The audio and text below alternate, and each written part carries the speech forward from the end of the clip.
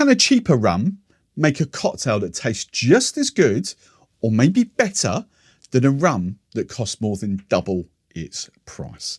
That's what we're going to find out in today's rum cocktail video. Welcome back, rum friends. This is cocktail number 23 on my journey to creating 100 brand new rum cocktails. This time I thought I'd incorporate a little challenge into my cocktail because I do work with these brands that I've got behind me because I love the stuff. But actually, if you go back to my old rum days, I've got tons of bottles here. So I wanted to put a little test. I wanted to create this cocktail using a brand that I think will work really well. And I'm going to put it in a little challenge with a rum that I'm not going to give the game away just yet, but with a rum that's less than half the price. So before anything, let's dive into this. This is recipe number 3.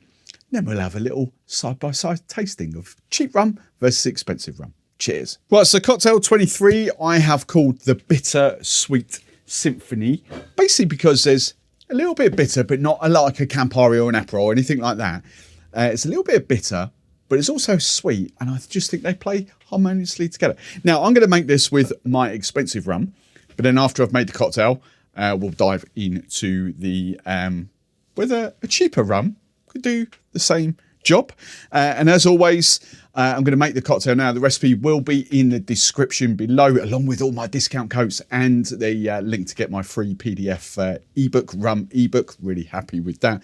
Then after I've made the cocktail, we'll talk you through like brand ingredient swaps if you haven't got anything that I've got here. So first off, going for Mr. Daiquiri and his Forza rum. 45ml, 1.5 ounces. Just worth noting, this is a 5 rum blend. So let's do the sour element of this lime juice at 20ml, 20. And just a very, very quick shout out. If you're thinking, oh, I'd love some bottled lime juice at home, but those bottles look too big, or any of those syrups, then Finest Cool and Real's sister brand, Master of Mixes, have sent me these little bottles, which I kind of sort of half knew existed, but I didn't know the lemon and lime juice existed.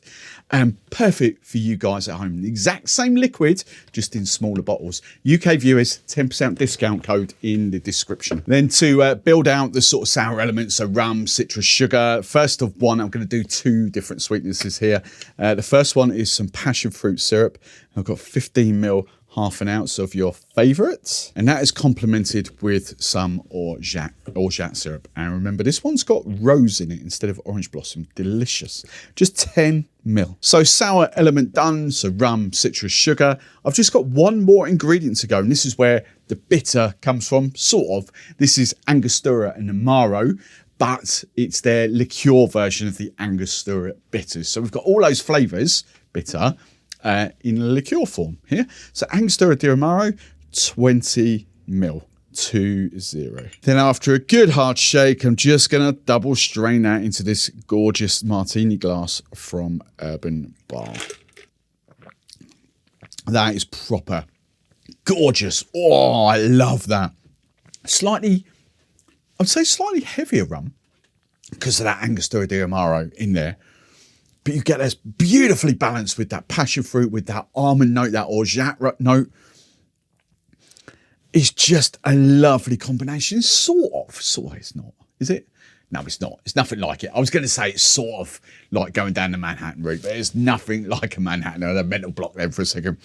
But it's so super delicious. The passion fruit and the almonds and the Angostura di Amaro, that is a truly exquisite combination. But does the rum matter? Now, I bet some of you are thinking, oh, he's just going to use Captain Morgan's or something like really, really cheap. My first thought was, yeah, let's do that. But actually, I wanted to play the game. I was inquisitive. So actually, we've got a much better rum than that. So strained, same cocktail, different rum, strained into another gorgeous glass from Urban Bar. There was a couple of things. Stay tuned. I'm going to talk you through the ingredients in a second, just, you know, alternative swaps. But there is something that I think I should have done to this cocktail that I didn't, that I probably would do if I was making it again. Purely for me, aesthetic wise. So let me talk you through Forza, just so then I have to look at the bottle because I can never remember. I always get these muddled up. Right, Barbados, Guyana, Jamaica, Guatemala, and Venezuela. So 5 rum blends. So we've got lots of sort of the English notes going on there. Guyana, Barbados, Jamaica, those English, maybe a little bit of pot still, maybe a little bit of column still. In fact, I know there's a little bit of both going on there. I don't know the exact DNA, but I know there's a bit of pot and column in there. Sort of balanced out with those sort of Spanish origin style of rums, the Guatemala and the Venezuela, the column sort of still rums. So that's what you've got going on there. Neat wise, let's get a little glass out there. I really love it. I typically use this for heavier cocktails or like old fashions, that sort of style, you know, where I don't want the rum to go missing, if you know what I mean. It's absolutely gorgeous stuff. Oh, so good. Like lots of, I mean, typical for most rums, but you've got this, oh, you've got this juice note to it as well. But it's lovely sort of caramel, toffee, vanilla note going on. Oh, I haven't picked that up before. Like a little juice. Maybe, I don't know whether it's the cocktail, but it's like burst of fruitiness coming off it. That is gorgeous. That is delicious.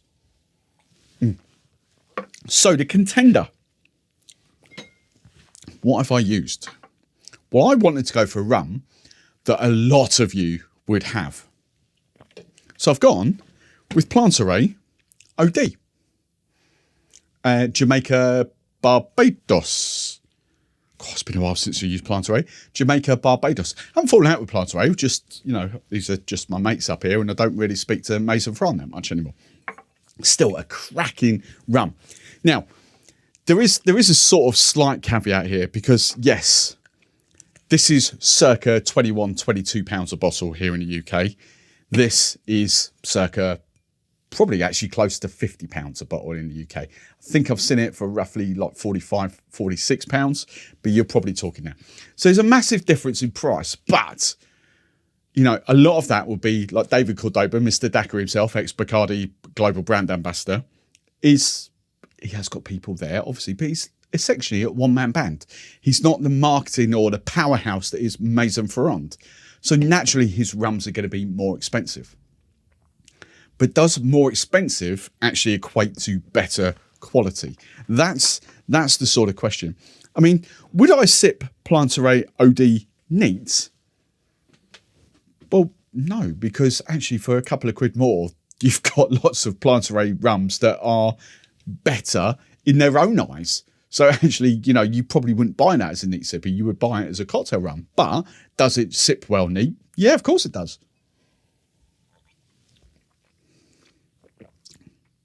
I would say it's got and I mean this in the nicest possible way, it's a little bit more rough around the edges. It's not as refined, not as well aged as what that is. I don't know the dosages of both of those. I'm saying they're not sweet. They'll be on a similar level, if anything, if there's any sugar added to this.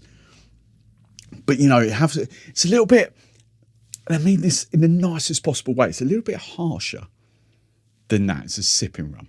But I would expect that. I would expect if David Cordoba was like for like in the grand scheme of things and can afford to do his rums cheaper, I would expect that to still be a 21, 22 pound rum, but that maybe to be about a 40 to 45 pound rum. So shaving a tenner at least off. What's that? $14, $15? I mean, the Plantaray OD is gorgeous.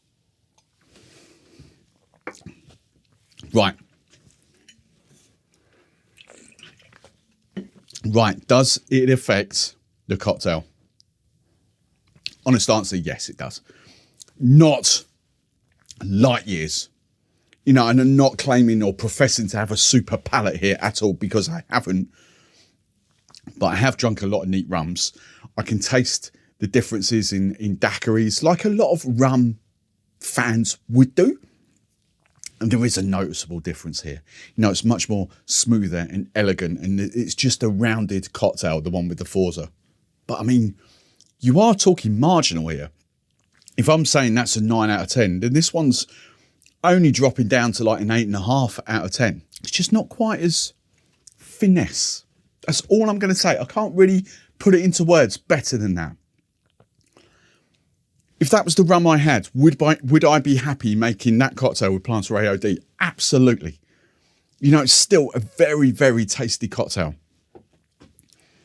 But I think the thing is, when you're using a rum that's slightly more refined, slightly more blended and put together with better rums in there, and bearing in mind you've got 2 rums in there and 5 rums, or 2 countries in there and 5 countries in there, different styles of rum, I think that's what you kind of look out for. So the question is, does it make a better cocktail?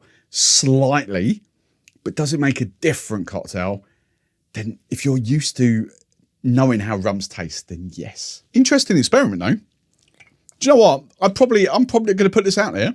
On a blind tasting, I'd probably struggle. My head's already telling me that, you know, there's different rums here, so I can see that. But in a blind tasting, there is a difference. I think I would pick out, or I preferred that one. I wouldn't necessarily pick out that the rums that are used or anything like that. But I would probably say that I could taste the difference between the 2 cocktails. But to say one is dramatically better than the other, that would be a completely false statement. Right then, let's quickly talk you through alternatives, just in case you haven't got those rums. Well, you've seen an alternative for the rum, but actually US probably, well, I don't know many alternative 5 rum blends to combine English origin with Spanish origin. So if does Hamilton do that in the UK, Ed Hamilton in the US, sorry, I don't know, not really up with Hamilton's rums over there. But yeah, anything that combines, and you can make your own. You could do, yeah, heck, I could do my own here with a bit of Dropworks and a bit of Cubase. So we've got English, Spanish origin, maybe add in a touch of Goslings for a Bermuda. You can do all those kind of things, but a 1 bottle swap, basically, all I'm saying is the 5 rum blend of English origin pot and column and Spanish origin column. And then other alternatives, well, you know, your favourite orgeat, your favourite passion fruit syrup, like I say again with Real. The reason I use Real, and Finest, of course, to a certain extent, but Real, same people, same brand. Real has the highest fruit content, proper fruit content of any syrup brand that I know worldwide. You know, they buy the best of the best fruit. 40% of that bottle is proper fresh passion fruit, just blended with sugar. And if you're going to use like a Funkin or a Boiron, a 90 or 100% passion fruit, you still got to blend that with sugar. Similar quality of passion fruit. Real, ABM would argue that their passion fruit's better. Boiron, Funkin would argue that their passion fruit's better. Who's right, who's wrong? I've done the blind tastings. I'll leave it there. I mentioned the Finest Cool orgeat is blended with rose as well, which I absolutely love. Just subtle, not huge, but just subtle. The only other ingredient, well, I don't think there's an alternative for Angostura di Amaro. I think it's one of those things that you would kind of need to have if you're going to replicate this. Other Amaros are available, but of course they're all completely different. Absolutely completely different. This is gorgeous. I fell in love with it after a few like 4 years ago, maybe a few rum fests when they were doing rum Manhattans with this by swapping this in for the vermouth. Absolutely incredible. So on that note, if you were going to do like, actually the question, what rum would you put in there? That's the question. You see, you've got passion fruit, you've got almond, you've got orgeat, and you've got your Angostura di Amaro. What rum would you put in there? Now, and the one thing that I said I would do to this cocktail that I didn't do, I would actually add some foamers so you had a nice white layer of foam on top. Because the one thing I hate, and I completely forgot, is just limp and lifeless cocktails. But a nice white layer of foam on top there would set that off a treat. Case in point, foamers added, quick shake. Now look at that. That's what we should have done the first time round. Oh, that's going to be settled beautifully. If you're going to see that if you're in my membership community, you'll see how this settles in a second. Now you can do that. Right. If you enjoyed that, make sure you are subscribed to my channel, and the next rum cocktail will be up on screen right there. Better wait for that to settle now. See you next time.